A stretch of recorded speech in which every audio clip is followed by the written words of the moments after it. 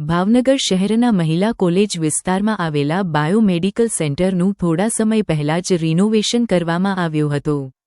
પણ રિનોવેશન થયા પછી ગેટની બહારની ગંદકી જોવા મળી છે। હાલ થોડા દિવસ પહેલા અલગ અલગ વિસ્તારોથી લોકોની ફરિયાદો આવી હતી, જેને લઈને ટૂંક જ સમયની અંદર કામગીરી પણ ચાલુ કરવામાં આવી હતી, પરંતુ આવા અનેક વિસ્તારોમાં લોકોની વારંવાર રજૂઆત કરવા છતાં નિકાલ કરવામાં જ નથી આવતો। પરંતુ આ રોડ તો તેવો છે કે જેની સામે એક મોટો હોલ આવેલો છે, બાયોમેટ્રિક સેન્ટર તરીકે ઓળખાય છે, તો તેની સામે આવી ગંદકી જોવા મળી રહેતી હોય તો આખરે આ તંત્રને આ નહીં દેખાતું હશે કે શું કે તંત્રને તેની જાણ છે, પરંતુ તેમની આંખો બંધ રાખીને ચાલતા હોય એવું લાગી રહ્યું છે। હવે જોવાનું તે રહ્યું કે આ વરસાદી આ પાણી અને કચરાની સામે કોઈ કાર્યવાહી થશે કે આવી રીતે જ રોગચાળો ફેલાય તેવી પરિસ્થિતિ રહેશે, તે જોવાનું રહ્યું।